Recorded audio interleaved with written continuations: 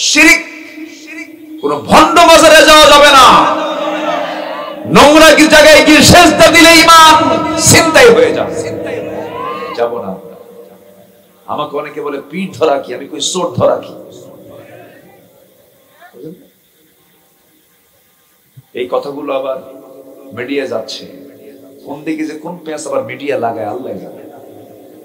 আমি কিন্তু আগেই বলে দিছি পীরকে আমি মহব্বত করি, ওটা কেটে দিয়ে যেন এটা ঢুকান না। থানার ওই তালিকা, কালো তালিকা থেকে আমার নাম কোনোদিন মুছে যায় না, কিন্তু আল্লাহ বলেছেন বান্দারে তুই চুরি করেছিস, তুই জেনা করেছিস, তুই ডাকাতি করেছিস, কিন্তু তওবার মতো তওবা করে যদি আমার পথে আসতে পারিস, সমস্ত গুনার খাতা থেকে তোর নামটা মুছে দিয়া জান্নাতের তালিকায় তোর নাম লিখে দে। সুবহানাল্লাহ। আমার আল্লাহর মায়া কত, আমার আল্লাহর দয়া কত। আমার আল্লাহ আমাকে মাফ করতে চান, কিন্তু আমরা মাফ চাইতে জানি না, ক্ষমা চাইতে জানি না, আমার বুকটা ফেটে যায়। আজকে আমার দেশে মসজিদ বেশি না মুসল্লি বেশি? বলেন, মসজিদ বেশি। একটা গ্রামের মধ্যে 3টা মসজিদ, 3 মসজিদের মুসল্লি ফজরের সময় 3 দুগুণে 6 জন, 3 দুগুণে 6 জন। 3 মসজিদ মিলে 6 মুসল্লি ফজরে, 2 জন করে মুসল্লি কারা, একজন ইমাম আর একজন মুয়াজ্জিন। এছাড়া গ্রামের কোন মুসল্লি ফজরের সময় খুঁজে পাওয়া যায় না এমন মসজিদ বুঝে শাহজাদপুরে নাই? আসতে বলবেন না, আছে না নাই? আছে। মসজিদ বানালাম মুসল্লি নাই, এটা তো অবস্থা, এটা তেমন হওয়ার কথা ছিল না। মসজিদ তো সেই সময় হবে যে সময় সংকুলন হবে না, সেই সময় নতুন মসজিদ হওয়ার একটা পরিবেশ চলে আসবে। কিন্তু আজকে অধিকাংশ মসজিদ গুলো যে ডাবল ডাবল তৈরি হয় মুসল্লির সংকটে না। বলেন আমার বন্ধুগণ, ইমানদার এমনটা হবে না। মানুষকে হত্যা করে যারা চেয়ারকে রক্ষা করার চেষ্টা করবেন, ইতিহাস থেকে শিক্ষা নেন, ফেরাউন থেকে শিক্ষা নেন। ফেরাউন কিন্তু মুসাকে হত্যা করার জন্য 40,000 শিশুকে দুনিয়া থেকে বিদায় করেছিল। শেষ পর্যন্ত ফেরাউন কোন জায়গায় পড়ে মারা গেছে বলেন? কোথায়? কিসে চুবাইছেন আল্লাহ? কিসে চুবাইছেন? আল্লাহ ধরেন না, 1600 বছর ধরেন নাই ফেরাউনকে, কিন্তু আল্লাহ তাআলা ধরেছেন ফেরাউনকে মাত্র কয়দিন? একদিন ধরেছেন। ফেরাউন কয় মুসা তুই পালাবি কোথায়? আল্লাহ বলে ফেরাউন তুই পালাবি কোথায়? ফেরাউন ধরতেছে মুসাকে পিছন থেকে, ও মুসা সামনে দড়িয়া তোমাকে আজকে সব শেষ করে দেব। আর ফেরাউনের পিছন থেকে আল্লাহ বলছেন ফেরাউন তুই পালাবি কোথায়? আজকে তোকে ধরবো শক্ত করে। শুধু তোকে ধরবো না, ও ফিরআউনা ওয়া হামানা ওয়া জুনুদাহুমা, তোর হামানকেও ধরবো, তোর সৈন্যদেরকে ধরবো, সবগুলোকে একসঙ্গে পানিতে চুবায়া দুনিয়া থেকে বিদায় করে দেব। ফেরাউন যখন পানিতে চুবান খেলো, সহজেই তো মরে নাই, সময় কিছু পাইছিল। সেই সময় ফেরাউন পানিতে চুবান খায় আল্লাহকে ডেকে বলতেছে, কোরআন বলতেছে আল্লাহকে বলে, ও আল্লাহ, ও মুসার আল্লাহ। আগে বলছে কি? ও মুসার আল্লাহ, মানে ওর আল্লাহ এখনো হয় নাই। আগে কইছে মুসা আমারে বাঁচাও, কাম হয় নাই, কারণ বাঁচাবেন কে? ডাকের মধ্যে ভুল আছে না নাই? এরপরে কইছে মুসার আল্লাহ আমাকে বাঁচাও। আল্লাহ লম্বা করেছেন, খাটো করেছেন। মনক্ষুণ্ণ হওয়া যাবে না, মনকে কখনো এটার জন্য নিজেকে খাটো মনে করা যাবে না। সকল সৃষ্টি সুন্দর, কিন্তু সুন্দর চোখে দেখতে হয়, সুন্দর চোখে মানতে হয়। এক বেচারে এক যুবক বিয়ে করছে, 3 দিন যেতে না যেতেই হাউমাউ করে কান্দে আর বলে কি বউ বিয়ে করলাম, কালো মার্কা বউ। সুমনের বউ দেখতে কত সুন্দর, দেখ নজর কাছে সুমনের বউ। তোমার নিজের নজর যদি না ঠিক হয়, গোটা পৃথিবীর সুন্দরী নারী তোমার সামনে যদি বউ হিসেবে হাজির করো, তাও তোমার সন্তুষ্টি আসবে না, তোমার চোখ ভরবে না। তোমার চোখ সেই সময় পরিতৃপ্ত হবে যখন তোমার চক্ষুটা একমাত্র নির্দিষ্ট করবে তোমার বউয়ের জন্য। তখন তোমার কালো বউটা পৃথিবীর সেরা সুন্দরী হয়ে যাবে, সুখ পাবে, শান্তি পাবে, দাম্পত্যময় জীবনটা তোমার জন্য আনন্দময় হয়, সুখময় হবে। আমার নবী যে পাঠালেন সেই কালো সাহাবীকে, মেয়ের বাপ যখন মেয়ের সামনে গিয়ে হাজির, মেয়ে বলতেছে ওই ছেলে আমার পছন্দ, নবী তাকে পছন্দ করেছে। বলতেছে এসে, ও সাদ, আমিও রাজি, আমিও রাজি। এই কালো সাহাবী সাদ আল আসওয়াদ সুলাইমি বলছেন, আমিও তো রাজি। দৌড় মেরে নবীর কাছে চলে গেছেন, রাসূলকে বলছেন, ইয়া রাসূলুল্লাহ, আজকে আমার সফরটা সফল হয়েছে। আজকে সবাই আমাকে পছন্দ করেছে, মেয়েও পছন্দ করেছে, মেয়ের বাবা পছন্দ করেছে, সবাই সম্মতি, সবাই রাজি হয়ে গেছে। রাসূল বললেন, তোমার কি সম্মতি আছে নাকি? আমারও সম্মতি আছে, হুজুর বিয়েটা করায় দেন। রাসূল বলছেন, বিয়ে তো দেব, তোমার কিছু আছে নাকি? হুজুর, আপনি আমাকে যে প্রশ্ন করলেন সেই প্রশ্ন করলে আমার জীবনেও বিয়ে হবে না, টাকা পয়সা কিছুই নাই। রাসূল বলেন, ফাতুহুন্না উজুরহুন্না ফারিয়্যিদা, মোহরের টাকা তো দিতে হবে হুজুর। যেহেতু আপনি সব দায়িত্ব নিজেই নিলেন, যেহেতু আপনি আমার মেয়ে পছন্দ করায় দিলেন, সব দায়িত্ব আপনি, বিয়েটা আপনি করাচ্ছেন, আপনি আমাকে টাকাটা আপনি দেন, আমি বিয়েটা করে নেই। আমার নবীজি দুজন সাহাবীকে ডাক দিলেন, ওসমান এদিকে আসো, নুআমান এদিকে আসো। 200 200 400 দিরহাম জমা করে নিয়ে বললেন, সাদ রে, যাও বিয়ের বাজার করে আসো, আগামী কালকে তোমার বিয়ে হবে। টাকা নিয়ে বাজার করতে গেছেন, মদিনার বাজারে বিয়ের বাজার করতে নিয়ে এক সাহাবী তার কানে কানে এসে বলছে, সাদ, বিয়ের বাজার তো করতে এসেছো, তুমি কি জানো যুদ্ধের কিন্তু ডাক এসেছে, জিহাদের ডাক এসেছে, তুমি কি করবে বলো? ওই সাদ আল আসওয়াদ সুলাইমি মনে মনে চিন্তা করলেন, জীবনে বিয়ের পিড়িতে বারবার বসার সুযোগ হবে, কিন্তু জিহাদের ডাকটা আমার কানে নাও আসতে পারে। বিয়ের চাইতে জিহাদকে বেশি গুরুত্ব মনে করলেন। ওই 400 দিরহাম দিয়ে বিয়ের বাজার না করে তিনি একটা ঘোড়া কিনলেন, তরবারি কিনলেন, যুদ্ধে ঝাঁপিয়ে পড়লেন, যুদ্ধে অংশগ্রহণ করে শাহাদাত বরণ করলেন। নবীর কানে সংবাদ চলে গেল, নবীজি আমার। দৌড় মেরে তার কাছে গিয়ে দাঁড়ালেন, দাঁড়িয়ে তার চেহারার দিকে তাকায় দেখেন মস্তকটা ছিটকে পড়ে আছে, রক্তাক্ত দেহ।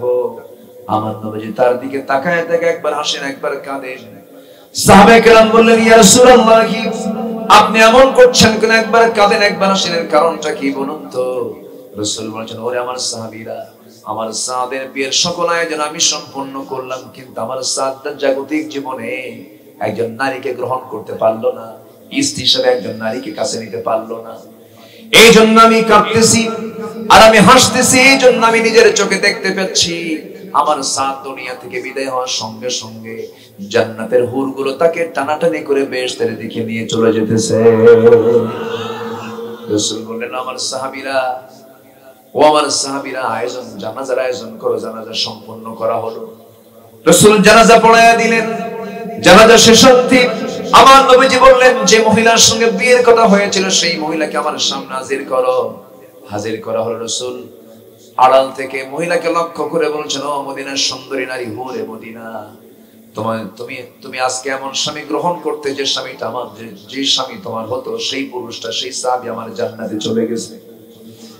আমার সাদ যদি বেঁচে থাকতো তোমার সঙ্গে বিয়ে হয়ে যেত, কিন্তু আমার সাদ বিয়ের বাজার করতে গিয়ে সে জান্নাতের বাজার করে জান্নাতে চলে গেছে। সে একটা ঘোড়া কিনেছিল, একটা তরবারি কিনেছিল, সেই ঘোড়া এবং তরবারি তার পক্ষ থেকে আমি তোমাকে হাদিয়া স্বরূপ দিয়ে দিলাম। এই মহিলা শান্ত মনে ঘোড়ার তরবারি নিয়ে শান্ত মনে, প্রশান্ত মনে বাড়ির দিকে ফিরে চলে গেল। আমার ওয়াজও শেষ হয়ে গেল।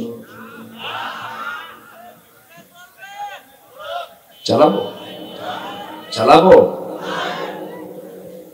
ভয় নাই, চিন্তা নাই। কয়টা কাজ করলে বলেন? চলতেছে কয় নাম্বার? কি আমল?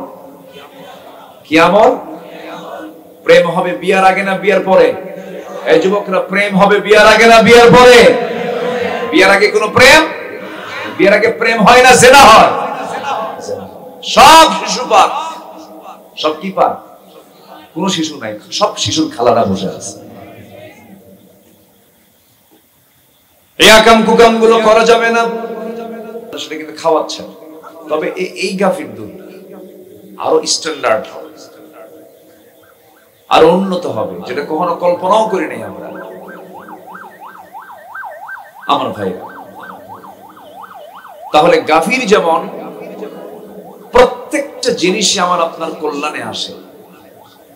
এই সূরাটা যেটা 2.5 পারা জুড়ে 286টা আয়াত সম্বলিত সূরা, এটা এত বান্দার সঙ্গে জীবনের সঙ্গে মিশানো, বান্দার জীবনের এমন কোন সাইডের সমস্যার সমাধান নাই যা এর মধ্যে বাদ পড়েছে। জোরে বলি সুবহানাল্লাহ। সব আলোচনা আল্লাহ তাআলা এই সূরার মধ্যে করে ফেলেছেন। তো সেই বিশাল সূরা থেকে, বিশাল দরিয়া থেকে মাত্র আমি 3টা আয়াত আমি তেলাওয়াত করেছি। এর মধ্যে প্রথম আয়াতের সারমর্ম হচ্ছে যে তোমাদের যে বড় বড় জটিল রোগ আছে, আমার দৃষ্টিতে আমার কাছে মনে হয় পৃথিবীতে যত রোগ আছে এর মধ্যে সবচেয়ে বড় রোগ হলো ভয় আর চিন্তা। ভয় আর কি? চিন্তা। এটা কি ছোট রোগ না বড় রোগ? হার্ট স্ট্রোক কখন করে? ডায়াবেটিস কখন হয়? বড় বড় রোগগুলো সৃষ্টি হয় কিসের থেকে? চিন্তা থেকে। আল্লাহ এখানে ওষুধ দিয়েছেন, আমরা ওষুধগুলো নিয়ে যাবো না ইনশাআল্লাহ। আল্লাহ বলছেন এই ভয় আর এই চিন্তা একটাও তো থাকবে না। যেরকম সুবহানাল্লাহ। তাহলে কি কোরআন শুধু কি ধর্মীয় কিতাব না চিকিৎসারও কিতাব? অনুনাজ্জিলু মিনাল কুরআনি মা হুয়া শিফাউন ওয়া রাহমা। শুধু শিফা না, সাথে রহমতও আছে। যেরকম সুবহানাল্লাহ। তাহলে সবার মধ্যে চিন্তা আছে না নাই? আছে না? ভয়ও কিন্তু আছে। ইদানিং এই প্রেজেন্ট ওয়ার্ল্ডে আমাদের চিন্তা, আমাদের ভয় আরো কম না বেশি? বাঘের ভয়, সিংহের ভয়। কিন্তু বাঘ যদি সামনে পড়ে ভয় লাগবে না? আসতে লাগবে না? বাঘের জিহবায় যে ধারাল অংশ আছে, একটা চাটন মারলে আপনার আমরা সব বের হয়ে আসবে। এত হিংস্র বাঘের থাবা। সে হিংস্র প্রাণী, সে মাংসাশী প্রাণী, সে মাংস খায়, রক্ত খায়, ভয় তো লাগবেই। সিংহকে ভয় পাই আমরা। বিষধর সাপ আপনার সামনে ফনা পাকছে, ভয় কি পাবো না? কিন্তু এই বাঘ, এই সিংহ, এই বিষধর সাপকে দেখে আমরা আজকে যতটুকু না ভয় পাই, তার চাইতে বেশি ভয় পায় আজকে মানব রূপী কিছু দানব। কিনা? মানুষ আজকে এত হিংস্র হয়ে গেছে, মানুষ আজকে এত নিচে নেমেছে, এত হিংস্র হায়নার মতো হয়ে গেছে। আজকে আমরা সিংহ বাঘকে দেখে যতটুকু না ভয় পাই, তার চেয়ে বেশি ভয় পাই আজকে মানুষ রূপী কিছু পশুগুলোকে। হাসতে হাসতে মানুষকে মেরে ফেলে দেয়। রাজনীতি পাকাপোক্ত করার জন্য হত্যা রাজনীতি করে, রাজপথে লাশ ফেলে তারা রাজনীতি করে। এই জন্য অনারীগুলো মাত্র 10,000 টাকা হাতের মধ্যে দিলে পরে গুলি করে মানুষকে মেরে ফেলে। আজকে মানুষকে চরম ভয় পাচ্ছে। মানুষ চরম চিন্তার মধ্যে বসবাস করছে। এই যে চিন্তা, এই যে ভয় কেন হচ্ছে, কি জন্য হচ্ছে? আল্লাহ রাব্বুল আলামিন সূরাতুল বাকারার 277, 78, 79 নম্বর আয়াতে প্রথম আয়াতে আল্লাহ তাআলা সমাধান দিয়েছেন, সাথে আরেকটা কমন সূরার মধ্যে আর সমাধান দিয়েছেন। ভয় থেকে বাঁচতে চাও নাকি? ক্ষুধা থেকে বাঁচতে চাও নাকি? আমি আল্লাহ আমার তথ্য তুমি নিয়ে নাও, আমার কাছ থেকে পরামর্শ নিয়ে নাও। খুব কমন সূরা, যারা পারেন ঠোঁট মিলিয়ে বলুন, আমার সঙ্গে আওয়াজ দিয়ে বলবেন। লিইলাফি কুরাইশিন ইলাফিহিম রিহলাতাশ শিতাই ওয়াস সাইফ ফালইয়াবুদু রাব্ব হাযাল বাইতিল্লাযী আত'আমাহুম মিন জু'ইন ওয়া আমানাহুম মিন খাউফ। জোরে বলি আল্লাহু আকবার। আল্লাহ বলছেন, বান্দারে তুমি কি চিন্তা মুক্ত থাকতে চাও নাকি? তুমি কি ক্ষুধা মুক্ত থাকতে চাও নাকি? অন্ন, বস্ত্র, শিক্ষা, বাসস্থান, চিকিৎসা, এই মৌলিক চাহিদা তুমি কি পেতে চাও নাকি? এই মৌলিক চাহিদা আমি তোমাকে দিয়ে দেব, শুধু একটা তুমি হুকুম মেনে চলবে, সেটা হলো ইবাদত কারো করা যাবে না, ইবাদত করতে হবে একমাত্র কার ইবাদত? আল্লাহ। আল্লাহ রাব্বুল আলামিন সূরাতুল বাকারার 277 নম্বর আয়াতে বলছেন, চারটা কাজ করো, আমি তোমার মধ্যে ভয়ও রাখবো না, কোনো চিন্তাও রাখবো না। কয়টা কাজ? আর সূরা কুরাইশের মধ্যে কয়টা কাজ? সূরা কুরাইশে একটা কাজ, ইবাদত করো কার? ইবাদত করো কার? আর ইবাদত মানে হচ্ছে গোটা জীবনের সকল কাজকর্মের যে পদ্ধতি, আল্লাহর নিয়ম অনুযায়ী যদি কেউ করে, এটাই হলো ইবাদত। এটা কি ইবাদত? আমার কথা কি বুঝতে কষ্ট হচ্ছে না তো? আমার মধ্যে একটু, আমি চেষ্টা করি আয়াত হাদিসকে সামনে রেখে কথা বলার, একটু কষ্ট করে শুনতে হবে। আমাকে সময় দিচ্ছেন তো সবাই? খুব বেশি সময় যে নেব তা না। আপনার বিরক্তি আসার আগেই, আপনার কষ্ট হওয়ার আগেই আমি শেষ করে দেব। জোরে বলি ইনশাআল্লাহ। বিরক্তি কি আসে মাহফিল আসলে? সত্যি বলতেছেন তো? তবে কষ্ট হতে পারে, মানুষ তো কষ্ট হতে পারে, কিন্তু বিরক্তি হওয়া যাবে না। বিরক্তি হওয়া মানে কি জানেন? এখানে ওয়াসওয়াসা দেওয়ার জন্য কে প্রস্তুত আছে? একটু বসে। আমি উঠতে চেয়েছিলাম 10টায়, আমার ফখরুল ভাই উনি উঠেছেন 9:15টায়। তো চিন্তা করলাম ওনার তো একটা হক আছে, ঠিক আছে না? একটা টাইম লাগে, একটা আলোচনা সাজাতে একটু সময় দিতে হয়। এই জন্য আমার ভাইটাকে একটু সুযোগ দিয়ে উনি যেন কথা বলতে পারেন, এই জন্য আমি একটু সময় ইনক্রিজ করে এসেছি, মানে বাড়ায় নিয়ে এসেছি। তো শেষ হতে যদি একটু দেরি হয়, কষ্ট হচ্ছে না তো কারো? আজকে কোনো সামিয়ানা নাই তো, একদম খোলা আকাশে বসে আছে, একদম আল্লাহর আকাশের নিচে বসে আছি। আলহামদুলিল্লাহ বলেন। একটু আকাশের দিকে তাকালে নিজেকে অসহায় লাগে না অনেক সময়? এত বড় আকাশ, এই যে তারা, এই যে সূর্য, এই যে চন্দ্র, দূর দিগন্ত, এই বিশাল বিশ্ব সৃষ্টি কার? আসতে বলবেন না কার? আল্লাহ বলেন, বান্দা তুমি কি জানো, তুমি আমার কাছে এমন কিছু কাজ করে আসবে, আমি তোমাকে আমার আরশ আজিমের ছায়ায় জায়গা দিয়ে দেব। আরশ আজিম কোথায় বলেন? আরশ আজিমটা কোথায়? এই আকাশের উপরে। কয় আকাশ?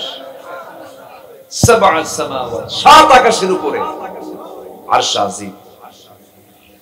আল্লাহ বলছেন, তুমি আমার অনুগত গোলাম হয়ে 7 শ্রেণীর মধ্যে তোমার নামটা লিখে দাও, আমি তোমাকে আরশ আজিমের ছায়ার মেহমান বানাবো। কোন বিমানে যাবেন? কোন বিমানে যাবেন? আল্লাহ, কি অফারটা আল্লাহ দিয়েছে। আকাশ দেখলে, বিশেষ করে যারা তাওহীদবাদী, যারা তাওহীদি চেতনা লালন করে, আল্লাহর নামটি এমনি চলে আসে। সুবহানাল্লাহ। আকাশ কত বড় আকাশ, সমুদ্র কত বড় সমুদ্র, আল্লাহর নামটা চলে আসে। বিশাল পর্বতমালা, আল্লাহর নামটা চলে আসে। একটু চিন্তা করার দরকার আছে না নাই? আল্লাহ রাব্বুল আলামিন বলেন, বান্দারে 4টা কাজ করে আসবি, তোর ভিতর থেকে 2টা রোগ আমি সরায় দেব। দুনিয়াতে এই 2টা রোগ থাকবে না, আখিরাতেও থাকবে না। একটা হলো ভয়, আর একটা হলো চিন্তা। ভয় চিন্তা কোন বান্দার মাঝ থেকে দূর হয়ে গেলে তার রোগ সহজে আসবে না তার দেহের ভিতরে। আল্লাহ রাব্বুল আলামিন বলেন 4টা কাজ কি? সুন্দর করে তিনি বলছেন, 4টা মেসেজ তিনি দিচ্ছেন। যারা পারেন ঠোঁট মিলিয়ে বলুন, ইন্নাল্লাযীনা আমানু ওয়া আমিলুস সালিহাতি ওয়া وأقاموا الصلاة وآتوا الزكاة لهم أجرهم عند ربهم ولا خوف عليهم ولا هم يحزنون জোরে বলুন আল্লাহু আকবার। চারটা কাজের এক নম্বর কাজ হলো যারা ঈমান আনবে সীমানটা আনতে হবে তার ভেজাল না নির্ভেজাল। বলেন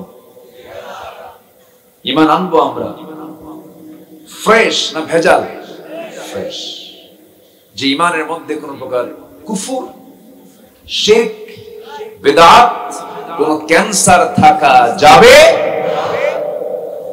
মানব দেহে যদি ক্যান্সারের কোষ ঢুকে যায়, ক্যান্সার ঢুকলে যেমন মানুষ বাঁচে না, ঠিক ঈমানের কিছু ক্যান্সার আছে না নাই?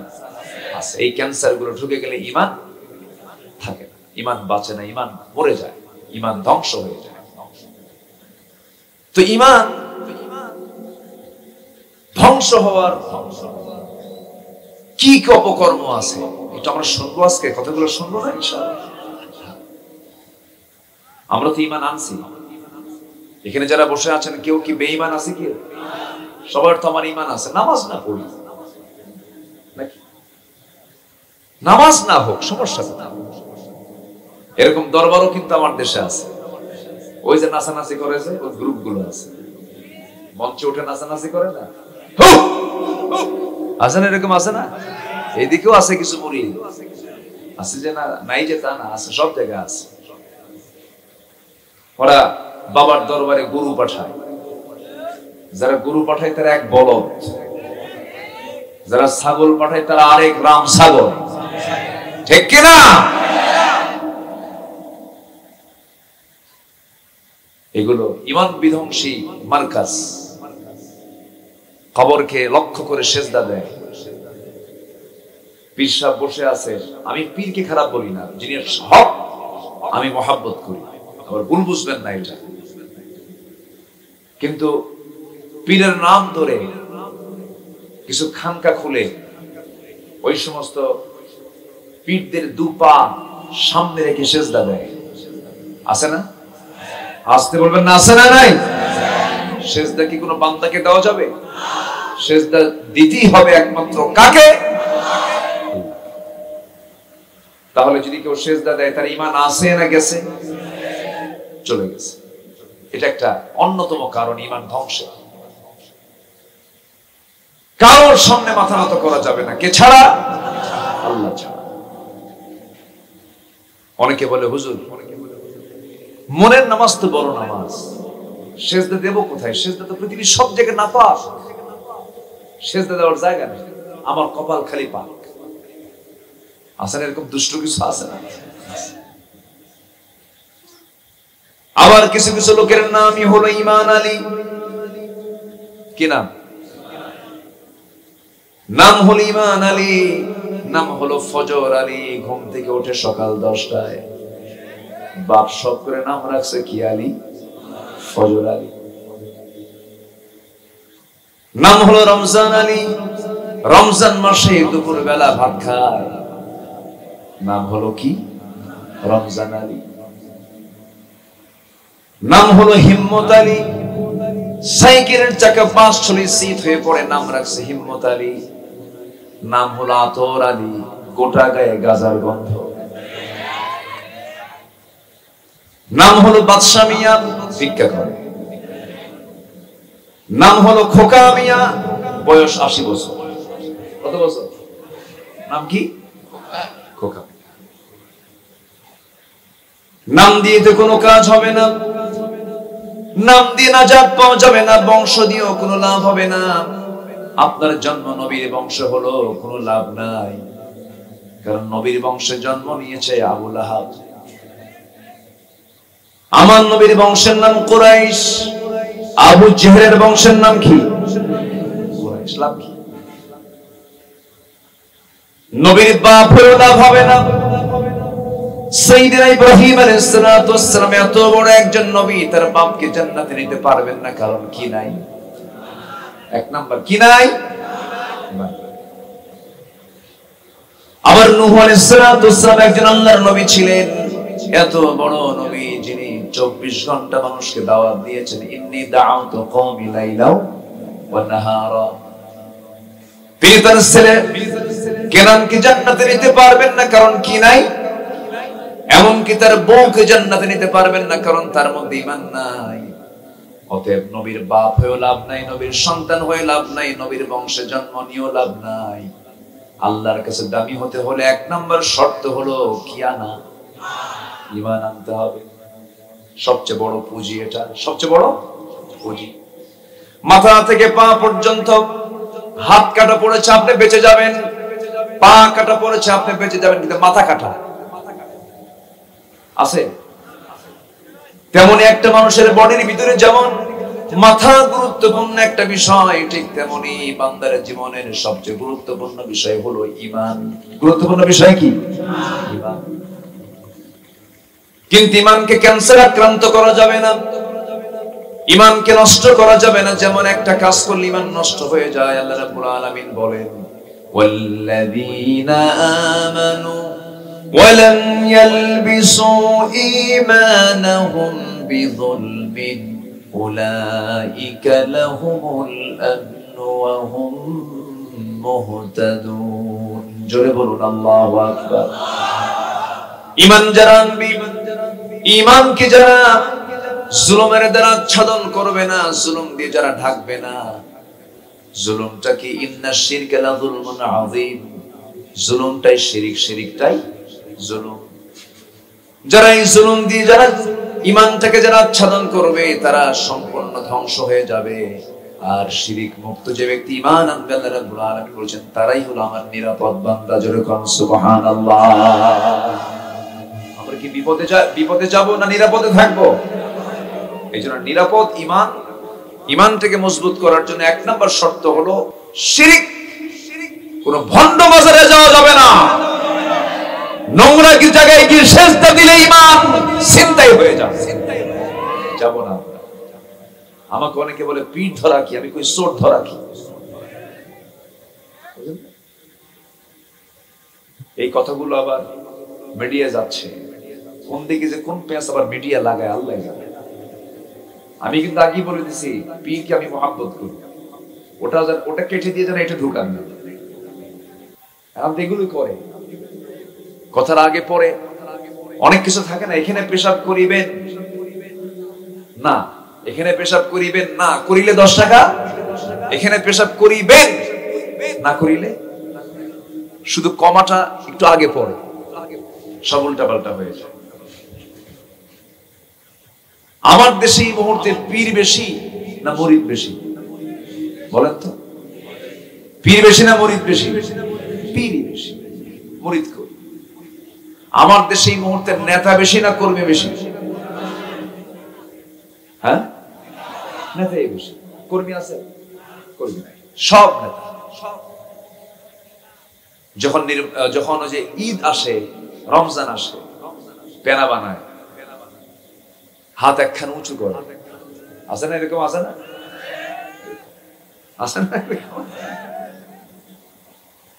হাত উঁচু করে পবিত্র ঈদুল ফিতরের শুভেচ্ছা যা আছে সব দিয়া যায়। আমার দেশে এখন কর্মী নাই, নেতাই বেশি। পীর যতটুকু আছে, মুরিদি কি মুরিদ বেশি না পীর বেশি? পীর বেশি। সালা পীর, তেনা পীর, আওলা পীর, ন্যাংটা পীর, বদনা শাহ, কুত্তা শাহ, ডাল শাহ, এই হচ্ছে পীরদের নাম। বিড়াল শাহ, কুত্তা শাহ, আছে না নাই? আমি পীরদেরকে মহব্বত করি, সেই সমস্ত পীরদের যাদের এক হাতে ছিল কোরআন, আরেক হাতে ছিল তরবারি। শাহজালাল ইয়ামিনী, শাহপরান, রাজশাহীর শাহ মাকদুম, খুলনার শাহজাহান আলী, বগুড়ার মহস্তানগড়ের মাইসাওয়াত শাহ সুলতান বলখি রাহমাতুল্লাহ আলাইহি। তারা শিরককে সমাজ থেকে উৎখাত করে জমিনে দিন কায়েম করেছেন। কার দিন কায়েম করেছেন? তারা হচ্ছে পীর। সম্মানিত ভাইরা, রাগ করতেছেন না তো? আমি একটু হক কথা বলবো, বলতে গেলে তো কিছু লাগবেই, কিছু গায়ে তো লাগবেই ভাই। আপনি যদি হক কথা বলতে যান তাহলে কিছু লাগবে কিনা বলেন? তাহলে চাওয়ার জায়গা মাজার না সেজদা? কার কাছে? মাজারে চাবো না আল্লাহর কাছে চাবো? আল্লাহর কাছে চাবো। তাহলে চাইতেই যদি হয়, চাওয়ার জায়গা পৃথিবীতে কয় জায়গা? কয় জায়গা? Only one. তিনি কে? আল্লাহর কাছে চাও। আল্লাহ আমাকে দেওয়ার জন্য এতটাই প্রস্তুত, কিন্তু আমরা বুঝি না আল্লাহ আমাকে দেওয়ার জন্য এতটাই অস্থির। আমরা বুঝি না খোলা আকাশে বসে আছি, এই আকাশটা কত দূর কেউ আজ পর্যন্ত স্পর্শ করতে পারে নাই। আকাশ তো দূরেই থাক, তারার দেশেই তো যায় নাই। যে তারকাগুলো আমরা দেখতে পাই, মানুষ শুধু চেষ্টা করে যেতে পেরেছে দুটো জায়গায়, একটা হলো মঙ্গল গ্রহ, আরেকটা হলো চাঁদের দেশে। চাঁদের দেশে গেল, চাঁদ দেখে আসলো মানুষ। মঙ্গল গ্রহ গেল, মঙ্গল গ্রহ দেখে আসলো মানুষ। আবার বললো দুনিয়াতে থাকবো না, মঙ্গল গ্রহে জায়গা কিনবো। জায়গাও কিনছে। কিন্তু বান্দা চিন্তা করলো, মঙ্গল গ্রহ দেখলাম, চাঁদ দেখলাম, সূর্যের কাছে যাওয়ার সম্ভাবনা। সূর্যের কাছে গেলে জ্বলে পড়ে সারখার হয়ে যাব, কারণ সূর্যের তাপ কম না বেশি? এই যে কয়েকদিন আগে যে গেল, কি ভিজা ভিজা মনে হয়েছে নাকি? বয়স হয়ে গেছে, মনে হয় সূর্য আর চলবে না। কি সূর্যের খরতাপ! কোটি কোটি বছর ধরে সূর্য তাপ দিয়ে যায়। সূর্য কি ডুবে যায় না? সূর্য কি ডুবে যায়? সূর্য কি হেরে যায়? এখন সূর্য কই আছে? আমেরিকায়। এখন সূর্য কোথায়? আমেরিকায়। এখন আমার এখানে বাজে হলো 11:30। আমেরিকার কোন বন্ধুকে আপনি ফোন দেন, ওয়াশিংটন, নিউ ইয়র্ক, ওই সমস্ত এলাকায় যে সমস্ত বন্ধু বান্ধব গুলো থাকে, মিশিগান, এই সমস্ত সিটি গুলোতে যারা থাকেন, তাদেরকে আপনি ফোন দিবেন, বলবে এখন সূর্য টনটন আকাশে উঠেছে। তাহলে সূর্য মূলত অস্তমিত হয় না, সূর্য হেরেও যায় না। কোটি কোটি বছর ধরে সূর্য তাপ দিয়ে যাচ্ছে, এক সেকেন্ডের জন্য বন্ধ হয় নাই। কার লাইট? আজ তো বলুন না, কার লাইট? আল্লাহর লাইট বন্ধ হয় নাই। কিন্তু আমাদের লাইট তো বন্ধ হয় না। বন্ধ হয় মাঝে মাঝে, আসে মাঝে মাঝে আসে। হ্যাঁ, খুব উন্নত আমরা, ডিজিটাল তো খুব। আমার দিকে তাকা। তাহলে সূর্যের কাছে তো মানুষ যেতে পারবে না। চাঁদ দেখলো, আর কি দেখলো? মঙ্গল গ্রহ দেখলো। এখন বান্দা চিন্তা করলো, ওই যে মিটি মিটি করে তারকা জ্বলে, তারকার দেশ একটু দেখতে যাব। পৃথিবীর কোন মানুষের পক্ষে তারকার দেশে যাওয়ার সম্ভব নয়। কেমন করে যাবে বান্দা? কারণ তারকা তো বহু দূরে। চাঁদ, এই মঙ্গল গ্রহ যতটুকু বড়, তার চাইতে সূর্য আরো বড়। আবার এই সূর্যটা পৃথিবী থেকে 13 লক্ষ গুণ বড়। আবার এই সূর্যের চাইতে বেটেল জুইস নামে একটা তারকা আছে, এই সূর্যের চাইতে 33 কোটি গুণ বড়। কত কোটি? কয়টা তারা? আকাশে কয়টা তারা?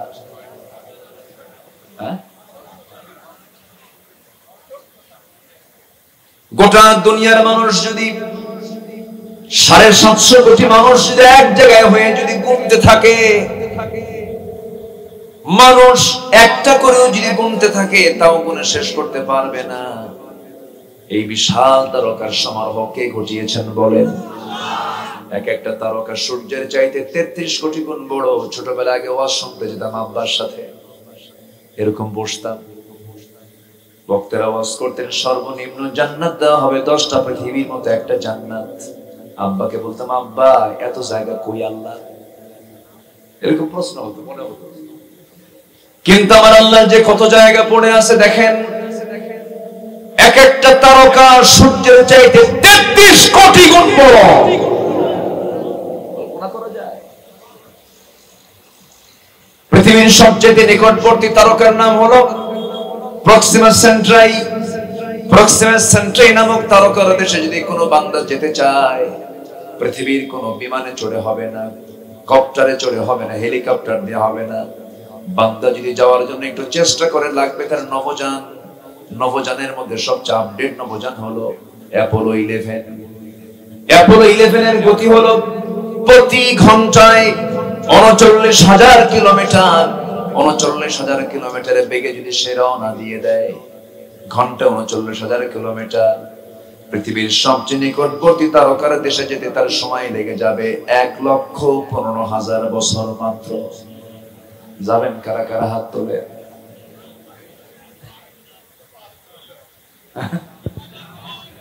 কোন দিন যাবেন? বাঁচবেন কয়দিন? আমি কি আকাশে গেছি? এখনো আকাশে কি যাওয়া হয়েছে? অন্য কোন তারকার কাছে যাওয়া হয়েছে? সবচেয়ে কাছের তারকা। ১,১৫,০০০ বছর লেগে যাবে, তাও ঘন্টায় গতি হলো ৩৯,০০০ কিলোমিটার। কিন্তু আমার আল্লাহ তাআলা বলছেন, বান্দা আমি তোকে মাফ করার জন্য তুই কি জানিস আমার আরশ আজিমটা হলো ৭ আকাশের উপরে। ৭ আকাশের উপর থেকে প্রত্যেক রাত্রে বেলা ১২টার পর আমি প্রথম আকাশে আসি তোকে মাফ করার জন্য। আল্লাহ বেশি আসেন না আমরা বেশি যাই? হ্যাঁ, তাহলে দয়াটা কার বেশি? আল্লাহ কয় আকাশ থেকে আসেন? কয় নম্বর আকাশে? ১ নম্বর। ফিস সামাঈদ দুনিয়া, সহিহ হাদিস, ফিস সামাঈদ দুনিয়া আলা মিন মুস্তাগফিরিন ফাগফির লাহ। কোন ক্ষমা প্রার্থী আছে আমার কাছে ক্ষমা চাবে, আমি তাকে ক্ষমা করে দেব। আকাশ পরিমাণ গুনাহ হয়েছে, আনানাস সামা, কোনো প্রবলেম নাই। বিকরাবিল আরদিল খাতায়া, গোটা দুনিয়া সে গেছে গুনাহ দিয়ে, কোনো প্রবলেম নাই। আমার কাছে আসো, আল্লাহ তুশরিক বি শাইআন, শিরিক মুক্ত হয়ে আসো, ঈমান নিয়ে আসো, আমি তোমার সমস্ত গুনাহগুলো মাফ করে দেব। তাহলে ১ নম্বর আমল হলো কি আনা? ঈমান। অনেক কথা কিন্তু লম্বা, ফজরও হতে পারে, কোনো সমস্যা নেই তো। টের পাচ্ছেন কিনা জানি না, যারা আলোচনা শোনেন তারা কিন্তু বোঝেন যে আলোচনা এই যে মানে স্টার্টিং শুরু হচ্ছে, এটা তো অনেক লম্বা সময় লাগবে। তো লম্বা সময় যদি দেই আমি, আপনি নিতে প্রস্তুত আছেন তো? বলে ইনশাআল্লাহ। আমি বারবার বলছি কেন জানেন? এলাকার নামই হলো শাহজাদ, শাহজাদপুর। মানে কি, শাহ মানে হলো বাদশাহ, তার হলো জাদা, বাদশার সন্তান, মানে রাজা। রাজা বাদশাদের কারবার আপনাদের। এখন রাজা তো তার নিজের ইচ্ছায় চলে। এই জন্য বারবার বলছি, এত সুন্দর নাম আপনাদের। আল্লাহ আপনাদের দুনিয়ারও বাদশা বানান, আখিরাতেরও বাদশা বানান। জোরে বলি আমিন। আল্লাহ তার নামের সঙ্গে কামটাকে বাস্তবায়ন করে দেন। সম্মানিত ভাইরা, তাহলে সে আল্লাহ তাআলা আমাকে মাফ করার জন্য প্রথম আকাশে আসতেছেন প্রত্যেক রাত্রি।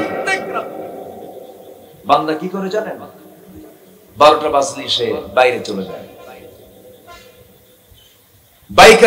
বাইকাররা বাইক নিয়ে মামা চলে গেল।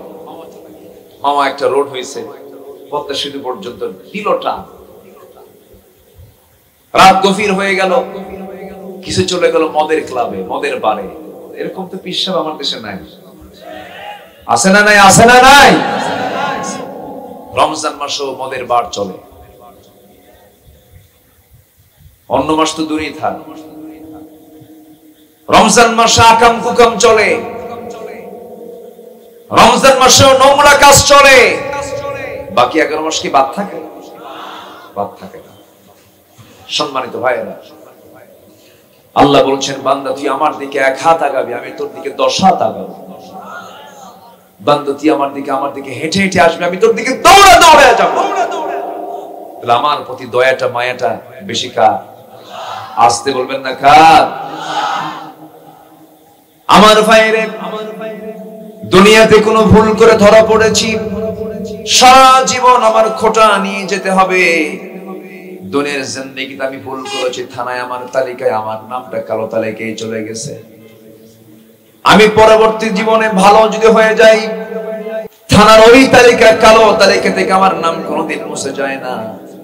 কিন্তু আল্লাহ বলেছেন, বান্দারে তুই চুরি করেছিস, তুই জেনা করেছিস, তুই ডাকাতি করেছিস, কিন্তু তওবার মতো তওবা করে যদি আমার পথে আসতে পারিস, সমস্ত গুনার খাতা থেকে তোর নামটা মুছে দিয়া জান্নাতের তালিকায় তোর নাম লিখে দে। সুবহানাল্লাহ। আমার আল্লাহর মায়া কত, আমার আল্লাহর দয়া কত। আমার আল্লাহ আমাকে মাফ করতে চান, কিন্তু আমরা মাফ চাইতে জানি না, ক্ষমা চাইতে জানি না। আমার বুকটা ফেটে যায়। আজকে আমার দেশে মসজিদ বেশি না মুসল্লি বেশি? বলে মসজিদ বেশি। একটা গ্রামের মধ্যে 3টা মসজিদ, 3 মসজিদের মুসল্লি ফজরের সময় 3 দুগুণে 6 জন, 3 দুগুণে 6 জন। 3 মসজিদ মিলে 6 মুসল্লি ফজরে। 2 জন করে মুসল্লি কারা? একজন ইমাম আর একজন মুয়াজ্জিন। এছাড়া গ্রামের কোন মুসল্লি ফজরের সময় খুঁজে পাওয়া যায় না এমন মসজিদ বুঝে শাহজাদপুরে নাই? আসতে বলবেন না, আছে না নাই? আছে। মসজিদ বানালাম, মুসল্লি নাই, এটা তো অবস্থা, এটা তেমন হওয়ার কথা ছিল না। মসজিদ তো সেই সময় হবে যে সময় সংকুলন হবে না, সেই সময় নতুন মসজিদ হওয়ার একটা পরিবেশ চলে আসবে। কিন্তু আজকে অধিকাংশ মসজিদগুলো যে ডাবল ডাবল তৈরি হয় মুসল্লির সংকটে না। বলেন, হঠাৎ করে একদিন কইছে আমার দাদার জায়গা, কইছে একজন, যা তোর দাদার জায়গায় নামাজ পড়বো না, আমার দাদার জায়গায় আছে না নাই? মসজিদ বানালেও খবর আছে। কি রাগ করতেছেন নাকি? মসজিদ বানালেও খবর আছে। যেটার প্রয়োজন নাই, জমিনকে ব্যবহার করার জন্য উপযুক্ত ভাবে ব্যবহার করতে হবে। নিজের স্বার্থ সিদ্ধির জন্য আপনি মসজিদ বানাবেন, জবাব দিতে হবে আল্লাহর কাছে। এরকম আছে না নাই? আছে না নাই? ঠিক নাই? মসজিদ দরকার বেশি না মুসল্লি দরকার বেশি? মুসল্লি দরকার বেশি। গ্রামগুলোতে শুধু না, গোটা দেশেই এখন মানবতা বেশি না হিংসা বেশি? খালি হিংসা। একজন ভালো সব লেগে গেছে ওর সাথে। হিংসায় সমস্ত আমলকে জ্বালিয়ে পড়ে শেষ করে দেয়। যার মধ্যে হিংসা কাজ করে, এটা হচ্ছে তার ঈমানের রোগ। কিসের রোগ বলেন? আমি কিন্তু 1 নাম্বার বিষয় ঈমান নিয়ে কথা বলছি, ঘুরে কিন্তু ওইদিকে যাচ্ছি আমরা। তাহলে ঈমানের আরেকটা রোগ কি বলেন? কি করা? হিংসা করা। ঈমানদার কি হিংসা করতে পারে? এক বেচারি বিয়ে করবে, অনেক আগে তো, আগের যুগে তো মানুষ ঘোড়ায় চড়ে বিয়ে করতো। তো গ্রামের ভিতরে এক বেচারি, এক মুরব্বীর ঘোড়া আছে। তো যেই লোকটা বিয়ে করবে, যে ছেলেটা বিয়ে করবে, যে ওই মুরব্বীকে বলতেছে, মুরব্বী আমার অমুক দিন বিয়া, ঘোড়াটা কি দেওয়া যাবে? তোর আমি ঘোড়া দেবো না, যা। সে মনক্ষুণ্ণ হয়ে বাড়িতে চলে আসছে। সবে কদরের রাত্রে গিয়ে আল্লাহর কাছে দোয়া করে, আল্লাহ এই কদরের রাত্রে তোমার কাছে আমার কোনো কিছু চাওয়া নেই, খালি একটাই চাওয়া, বুড়ার যেন ঘোড়া, বুড়ার যেন ঘোড়া। এই দোয়া করে চলে আসছে বাড়িতে। বাড়িতে এসে দেখে মার চোখে পানি। মা কাঁদবে। মা কাঁদো কেন? বাবা তোর গরু মরছে। তোর কি মরছে? গরু মরছে। তো মালাকুল মউত আসতে শিখি, দোয়া কবুল হয় না? দোয়া কবুল কিন্তু হয়েছে। মালাকুল মউত আসছে ঘোড়ার কাছে না গরুর কাছে? কার গরু? যে দোয়া করছে। হিংসার ফলাফল এরকমই। আপনি হারাম খাবেন, আরাম পাবেন না, বরকত পাবেন না। ওজনে কম দিবেন, আপনার পেটে আরেকটা পাথর হবে, সব বের হয়ে যাবে, আরাম পাবেন না, কোন শান্তি আপনি পাবেন না। এক বেচারি গোটা রাত কষ্ট করে ঘোড়া চুরি করে আনছে বাড়িতে। সকালবেলা ছেলেকে ডাক দিয়ে বলে, বাজান অনেক কষ্ট হয়েছে বাবা, আমি আর পারতেছি না, ঘোড়াটা বিক্রি করে আসো, আমি একটু বিশ্রাম নেই। ছেলেকে পাঠায় দিচ্ছে চুরি করা ঘোড়া বিক্রি করার জন্য। তো ক্রেতার সামনে হাজির, বলতেছে ভাই এই ঘোড়াটা বিক্রি করব, কত দাম? এত। ঠিক আছে, আমি নিলাম তোমার ঘোড়া, কিন্তু আগে তো ঘোড়াটা চেক করা দরকার, চারটা পা ঠিক আছে কিনা। তো ঘোড়া নিয়ে সে চক্কর দিতে বের হয়ে গেছে। ওই যে ঘোড়ায় চড়ছে আর আসে না, সন্ধ্যা হয় আর ফেরত আসে না। ঘোড়া তো হেরেই গেছে, টাকা তো পাইলই না, ব্যর্থতা নিয়ে চলে আসছে বাড়িতে। বাপ এখন ছেলেকে বলে, বাজান ঘোড়ার দাম কত? কত দিয়ে বেচলা? কে বাবা, যে দামে কেনা সেই দামই বেচলা। যে দামে কেনা সেই দামেই বেচা, লাভ নাই। জনগণের টাকা লোপাট করে যারা বিদেশে পাচার করেছেন, লাভ হবে না, লাভ হবে না। হারামের কোন আরাম, সংসারে শান্তি হবে না, স্বামী থাকবে না, বউ থাকবে না, তালাক খাইয়া চিৎ করে বসে থাকবে। ঠিক কিনা? আকলমন্দ ইশারা বাসা, সচেতন ব্যক্তির জন্য ইঙ্গিতগুলি যথেষ্ট, বুঝে নেন সব। ঠিক কিনা? আপনি মানুষকে অশান্তির মধ্যে রাখবেন, আপনি শান্তি পাবেন? অসম্ভব। অন্যকে শান্তিতে রেখে নিজেকে শান্তিতে রাখা যায়? আমার বন্ধুগণ, ইমানদার হিংসুক হবে না, ইমানদার মুশরিক হবে না, ইমানদার মুনাফিক হবে না, ইমানদার মিথ্যুক হবে না। কিন্তু দুঃখজনক হলো সত্য, আমার দেশের অধিকাংশ মানুষ সত্য কথা বেশি বলে না, মিথ্যা কথা বেশি বলে। মিথ্যা বলাটাই যোগ্যতা মনে করে।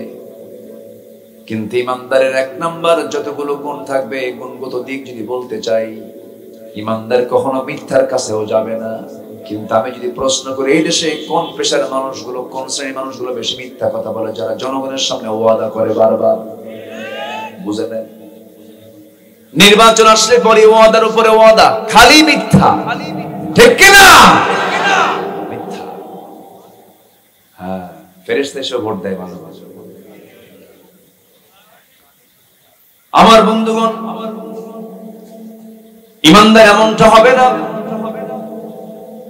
মানুষকে হত্যা করে যারা চেয়ারকে রক্ষা করার চেষ্টা করবেন, ইতিহাস থেকে শিক্ষা নেন, ফেরাউন থেকে শিক্ষা নেন।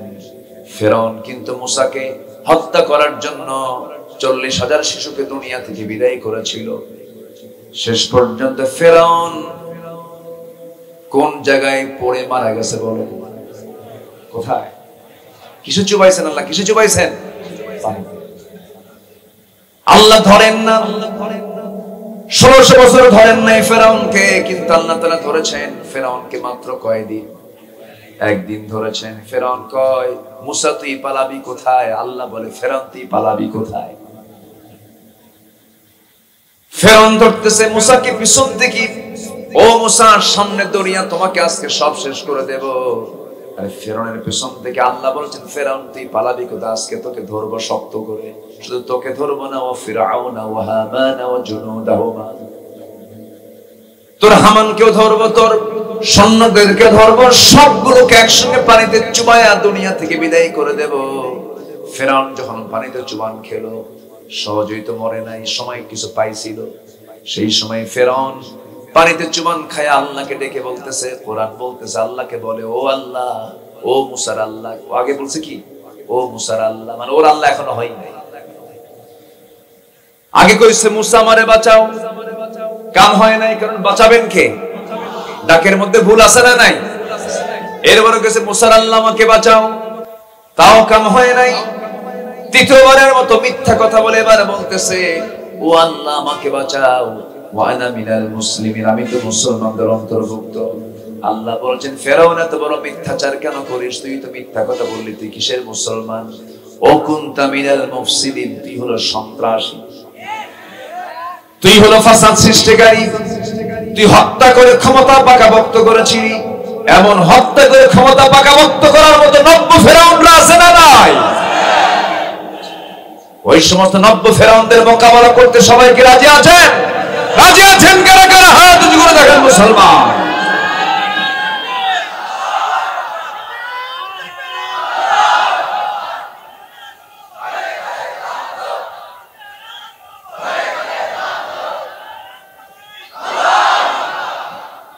আল্লাহ কবুল করুন, জোরে বলি আমিন। আমাদের কি নাই? আমাদের সবই ছিল, সবই আছে, কিন্তু আজ মুসলিম উম্মার গোটা পৃথিবীতে এই সিচুয়েশন কেন হলো? বিশ্বের প্রত্যেকটা মুসলিম দেশে প্রত্যেকটা জায়গায় সবচেয়ে বেশি মার খাচ্ছে কোন জাতি? মুসলমান।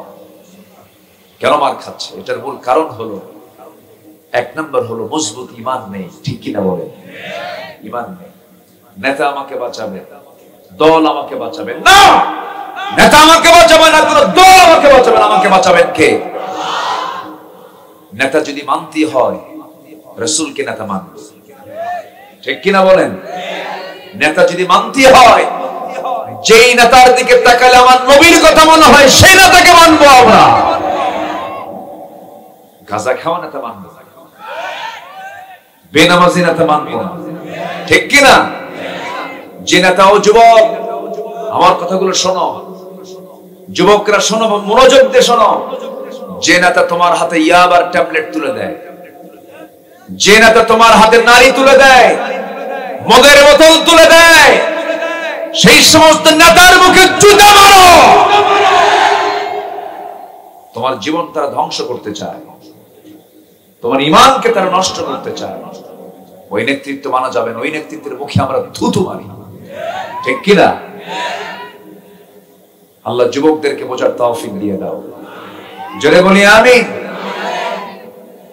সম্মানিত ভাইয়েরা, আমরা সবই পেয়েছি, সবই আছে আমাদের, কিন্তু আমরা আমল থেকে বঞ্চিত হচ্ছি। কি বলে? আমল থেকে আমরা দূরে চলে যাচ্ছি। এই জন্য আমাদের এই সিচুয়েশনটা তৈরি হয়েছে। বাইতুল আকসা মুসলমানদের প্রথম কিবলা। 180 কোটি মুসলমান, আর ইহুদি মাত্র 1 কোটি। 1 কোটি প্লাস, 100 কোটি হবে। 100 কোটি ইহুদি। গোটা পৃথিবী যদি তাদের সংখ্যায় মুসলমান যদি আজকে একটা প্ল্যাটফর্মে থাকতো, কোন ইহুদির বাচ্চাকে টিকতে পারে? টিকতে পারে না। এই জন্য আমাদের সবচেয়ে বড় হাতিয়ার হলো ঈমান। সবচেয়ে বড় হাতিয়ার কি? আমরা ঈমান আনবো তো ইনশাআল্লাহ। বেনামাজি ঈমান, নামাজ ওয়ালা ঈমান, জোরে বলি ইনশাআল্লাহ। ঈমানটা আমরা মজবুত করে আনবো। নাম্বার 2 হলো, কি করি? এত লম্বা সময় লাগবে আজকে আমার?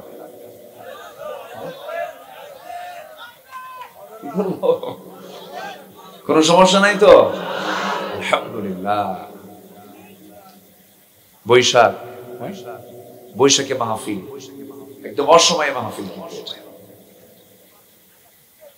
যে আল্লাহ সুবিধা করে দিয়েছেন, না শীত না গরম, তাই না? আজকে খুব সুন্দর, বলি আলহামদুলিল্লাহ। জি। নাম্বার 2 হলো নেক আমল। নাম্বার 2 কি বলেন তো? নেক আমল। নেক আমল কি বলেন? পুকুরে মাছ বেশি হয়, এটা বিষ ঢুকায় দেয়, যে নেক আমল না? এরকম বিষ দেওয়ার লোক আছে না নাই? আছে না নাই?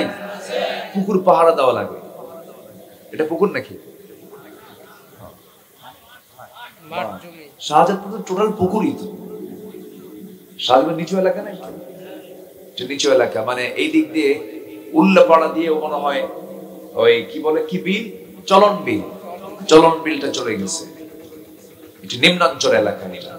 ভালো, নিম্ন এলাকা মানে মাছের অভাব নাই, আলহামদুলিল্লাহ। আল্লাহ বরকত দিয়েছেন সব জায়গায়। পুকুর পাহারা দিতে হয় কেন?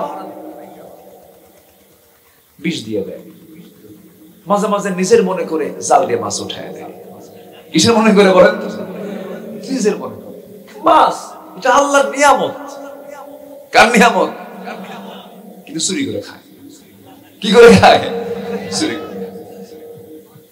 বলেন তো এগুলো কি নেক আমল?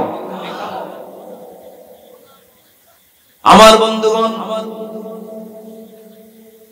আবার কিছু কিছু লোক আছে, মাতব্বর আছে, চুরি করছে, চোরের পক্ষে কথা বলে, টাকা খায়া।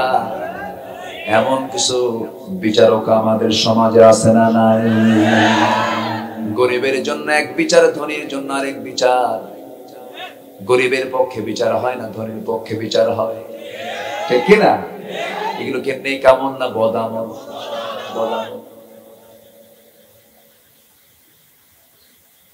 গাছের ডাব চুরি হয়েছে, গাছের ডাব চুরি হয়েছে, চোরকেও ধরে ফেলছে। এবার বিচারের জন্য আসছে হুজুরের কাছে। হুজুরকে বলছে, হুজুর আপনার ছেলেই কিন্তু চুরি করছে। কথা বলেন,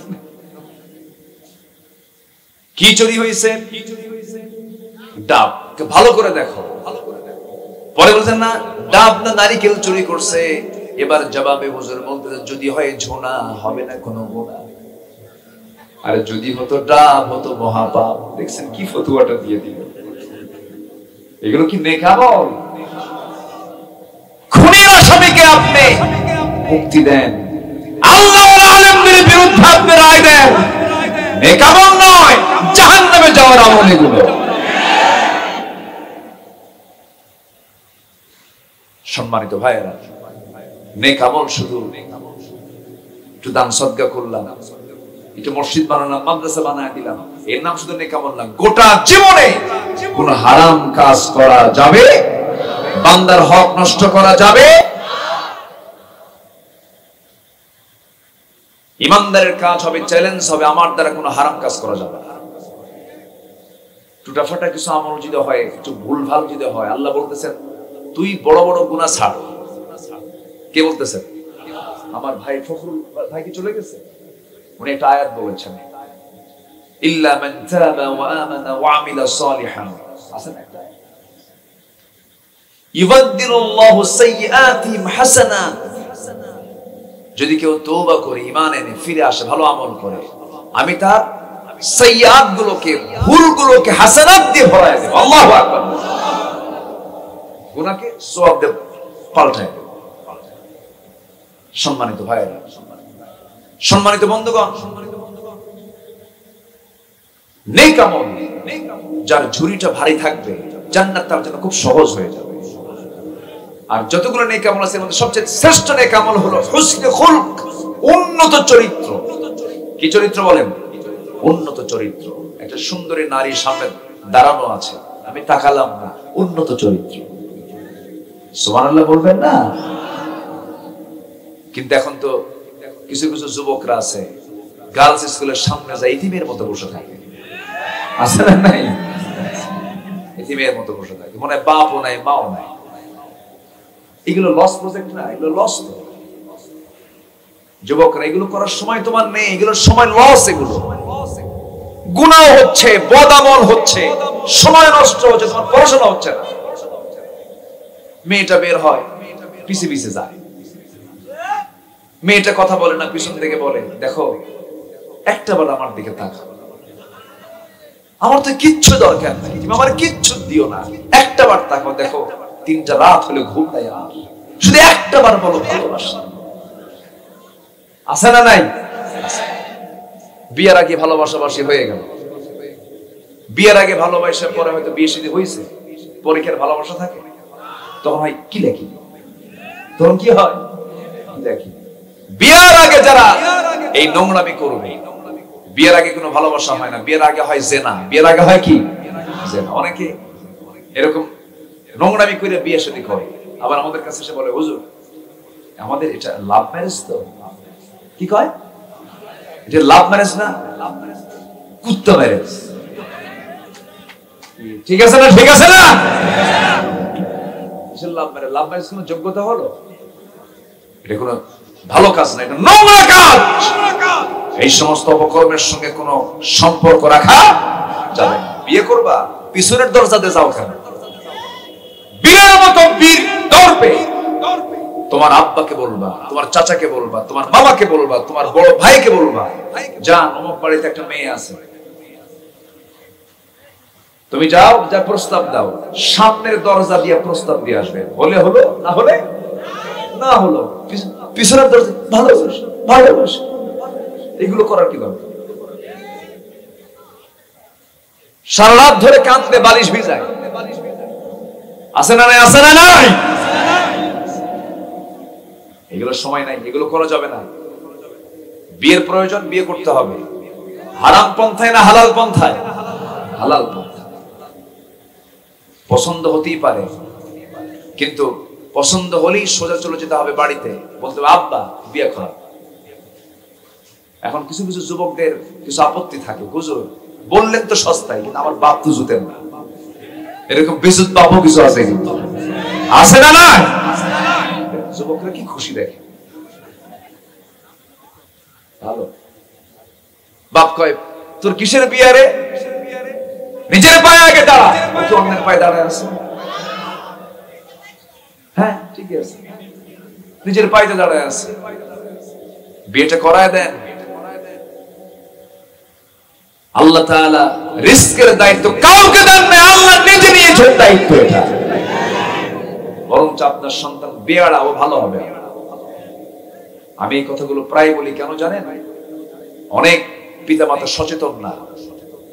আপনার সন্তান জেনা করবে, আপনি গুনাহগার হবেন, এগুলো খেয়াল করতে হবে। সম্মানিত ভাইরা, আমার নবীজি এই ব্যাপারে খুব সতর্ক থাকতেন। মেয়েদেরকে বিয়ে দিয়েছেন রাসূল নিজে। আবার কোন সাহাবীকে দেখলে বলতেন এই সাহাবী বিয়ে করবে না, বলতেন। এক সাহাবীকে বলছেন বিয়ে করবো কেন, আমার টাকা পয়সা আছে, আমার চেহারা নাই, কালো কুসকুসে মানুষ আমি, আমার কেউ পছন্দই করে না। রাসূল বলেন কেউ বলছে তোমার বিয়ে হবে না, যাও ওই যে মদিনার একটা বাড়ি আছে ওখানে যাও, তার সুন্দরী মেয়ে আছে, আমার কথা গিয়ে বলো বিয়ে হয়ে যাবে, পাঠায় দিলে যাও। সাহাবী বলতেছে হুজুর আমি যাব তো, কিন্তু আমি যে প্রস্তাব দেবো কেমন, আপনি একটু লিখে দেন, একটু লিখিত করে দেন, মজবুত করে নিলেন। লিখিত একটা চিঠি দিয়ে মেয়ের বাবার কাছে গিয়ে বলতেছে যে এই যে চিঠি পড়ো, তাড়াতাড়ি ব্যবস্থা করো। চিঠি পড়ছে, যখন দেখছে রাসূল পাঠিয়েছেন অস্থির হয়ে গেছেন মেয়ের বাপ। মেয়ের বাপ বলে শোনো, আমার মেয়ে তো সুন্দরী, আকাশের চাঁদের মতো উজ্জ্বল চেহারা তার, তুমি তো কালো একজন পুরুষ। রাসূল যেহেতু পাঠিয়েছেন আমার কোনো আপত্তি নাই, কিন্তু মেয়ের যে আপত্তি থাকে আমার কিছু করার থাকবে না। মেয়েটা এই কথাগুলো শুনে ফেলেছেন। মেয়ের বাবা গিয়ে সামনে দাঁড়ানো মাত্র মেয়েটা হাউমাউ করে কাঁদে। মেয়ের বাপ বলে মা কেঁদো না, কেঁদো না, বুঝতে পেরেছি তোমার ছেলে পছন্দ হয় নাই। এবার মেয়ে বলছে বাবা বুঝতে ভুল করেছো, জাগতিক জীবনে আমার যদি কোনো বিয়ে হয়, আমার নবীজির পাঠানো সেই কালো ছেলেটাই হবে আমার জীবনের স্বামী। আলহামদুলিল্লাহ বলবেন না? কালো বানায় দিয়েছেন কে? গলা বানায় দিয়েছেন কে? লম্বা বানাইছেন কে? খাটো বানাইছেন কে? দোষ কার? আল্লাহ। আল্লাহর দোষ নাই।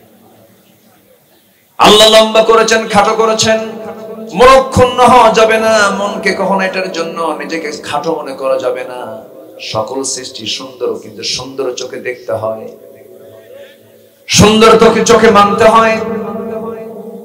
এক বেচারে এক যুবক বিয়ে করছে, 3 দিন যেতে না যেতেই হাউমাউ করে কান্দে আর বলে কি বউ বিয়ে করলাম, কালো মার্কা বউ। সুমনের বউ দেখতে কত সুন্দর, দেখ নজর কাছে সুমনের বউ ঠিক। তোমার নিজের নজর যদি না ঠিক হয়, গোটা পৃথিবীর সুন্দরী নারী তোমার সামনে যদি বউ হিসেবে হাজির করো, তাও তোমার সন্তুষ্টি আসবে না, তোমার চোখ ভরবে না। তোমার চোখ সেই সময় পরিতৃপ্ত হবে যখন তোমার চক্ষুটা একমাত্র নির্দিষ্ট করবে তোমার বউয়ের জন্য। তখন তোমার কালো বউটা পৃথিবীর সেরা সুন্দরী হয়ে যাবে, সুখ পাবে, শান্তি পাবে, দাম্পত্যময় জীবনটা তোমার জন্য আনন্দময় হয়, সুখময় হবে। আমার নবীজি পাঠালেন সেই কালো সাহাবীকে। মেয়ের বাপ যখন মেয়ের সামনে গিয়ে হাজির, মেয়ে বলতেছে ওই ছেলে আমার পছন্দ, নবী যাকে পছন্দ করেছে। বলতেছে এসে ও সাদ, মেয়েও রাজি, আমিও রাজি। এই কালো সাহাবী সাদ আল আসওয়াদ সুলাইমি বলছেন আমিও তো রাজি। দৌড় মেরে নবীর কাছে চলে গেছেন, রাসূলকে বলছেন ইয়া রাসূলুল্লাহ, আজকে আমার সফরটা সফল হয়েছে, আজকে সবাই আমাকে পছন্দ করেছে, মেয়েও পছন্দ করেছে, মেয়ের বাপও পছন্দ করেছে, সবাই সম্মতি, সবাই রাজি হয়ে গেছে। রাসূল বললেন তোমার কি সম্মতি আছে নাকি? আমারও সম্মতি আছে, হুজুর বিয়েটা করায় দেন। রাসূল বলেন বিয়ে তো দেব, তোমার কিছু আছে নাকি? হুজুর আপনি আমাকে যে প্রশ্ন করলেন সেই প্রশ্ন করলে আমার জীবনেও বিয়ে হবে না, টাকা পয়সা কিছুই নাই। রাসূল বলেন ফাতুহুন্না উজুরহুন্না ফারিয়্যিদা, মোহরের টাকা তো দিতে হবে হুজুর। যেহেতু আপনি সব দায়িত্ব নিজেই নিলেন, যেহেতু আপনি আমার মেয়ে পছন্দ করায় দিলেন, সব দায়িত্ব আপনি, বিয়েটা আপনি করাচ্ছেন, আপনি আমাকে টাকাটা আপনি দেন, আমি বিয়েটা করে নেই। আমার নবীজি দুজন সাহাবীকে ডাক দিলেন, ওসমান এদিকে আসো, নুআমান এদিকে আসো, 200 200 400 দিরহাম জমা করে নিয়ে বললেন, সাদ রে যাও বিয়ের বাজার করে আসো, আগামী কালকে তোমার বিয়ে হবে। টাকা নিয়ে বাজার করতে গেছেন, মদিনার বাজারে বিয়ের বাজার করতে নিয়ে এক সাহাবী তার কানে কানে এসে বলছে, সাদ বিয়ের বাজার তো করতে এসেছো, তুমি কি জানো যুদ্ধের কিন্তু ডাক এসেছে, জিহাদের ডাক এসেছে, তুমি কি করবে বলো? ওই সাদ আল-আসদ সুলাইমি মনে মনে চিন্তা করলেন, জীবনে বিয়ের পিড়িতে বারবার বসার সুযোগ হবে, কিন্তু জিহাদের ডাকটা আমার কানে নাও আসতে পারে। বিয়ের চাইতে জিহাদকে বেশি গুরুত্ব মনে করলেন। ওই 400 দিরহাম দিয়ে বিয়ের বাজার না করে তিনি একটা ঘোড়া কিনলেন, তরবারি কিনলেন, যুদ্ধে ঝাঁপিয়ে পড়লেন, যুদ্ধে অংশগ্রহণ করে শাহাদাত বরণ করলেন। নবীর কানে সংবাদ চলে গেল, নবীজি আমার। দৌড় মেরে তার কাছে গিয়ে দাঁড়ালেন, দাঁড়িয়ে তার চেহারার দিকে তাকায় দেখেন মস্তকটা ছিটকে পড়ে আছে, রক্তাক্ত দেহ। আমার নবীজি তার দিকে তাকায় দেখে একবার হাসেন, একবার কাঁদেন। সাহাবায়ে কেরাম বললেন, ইয়া রাসূলুল্লাহ, আপনি এমন করছেন কেন? একবার কাঁদেন, একবার হাসেন, এর কারণটা কি বলুন তো? রাসূল বলেছেন, ওরে আমার সাহাবীরা, আমার সাদের বিয়ের সকল আয়োজন আমি সম্পন্ন করলাম, কিন্তু আমার সাদটা জাগতিক জীবনে একজন নারীকে গ্রহণ করতে পারলো না, স্ত্রী হিসেবে একজন নারীকে কাছে নিতে পারলো না। এই জন্য আমি কাঁদতেছি আর আমি হাসতেছি, এই জন্য আমি নিজের চোখে দেখতে পাচ্ছি আমার সাদ দুনিয়া থেকে বিদায় হওয়ার সঙ্গে সঙ্গে জান্নাতের হুরগুলো তাকে টানাটানি করে বেহেশতের দিকে নিয়ে চলে যেতেছে। রাসূল বললেন, আমার সাহাবীরা, ও আমার সাহাবীরা, আয়োজন, জানাজার আয়োজন করো। জানাজা সম্পন্ন করা হলো, রাসূল জানাজা পড়ায়া দিলেন। জানাজা শেষ হতে আমার নবীজি বললেন, যে মহিলার সঙ্গে বিয়ের কথা হয়েছিল সেই মহিলাকে আমার সামনে হাজির করো। হাজির করা হলো। রাসূল আড়াল থেকে মহিলাকে লক্ষ্য করে বলছেন, ও মদিনার সুন্দরী নারী, হুরে মদিনা, তুমি আজকে এমন স্বামী গ্রহণ করতে, যে স্বামীটা আমার, যে স্বামী তোমার হতো, সেই পুরুষটা, সেই সাহাবী আমার জান্নাতে চলে গেছে। আমার সাদ যদি বেঁচে থাকতো তোমার সঙ্গে বিয়ে হয়ে যেত, কিন্তু আমার সাদ বিয়ের বাজার করতে গিয়ে সে জান্নাতের বাজার করে জান্নাতে চলে গেছে। সে একটা ঘোড়া কিনেছিল, একটা তরবারি কিনেছিল, সেই ঘোড়া এবং তরবারি তার পক্ষ থেকে আমি তোমাকে হাদিয়া স্বরূপ দিয়ে দিলাম। এই মহিলা শান্ত মনে ঘোড়ার তরবারি নিয়ে শান্ত মনে, প্রশান্ত মনে বাড়ির দিকে ফিরে চলে গেল। আমার ওয়াজও শেষ হয়ে গেল।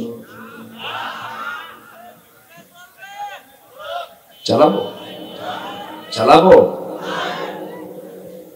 ভয় নাই, চিন্তা নাই। কয়টা কাজ করলে বলেন? চলতেছে কয় নাম্বার? কি আমল?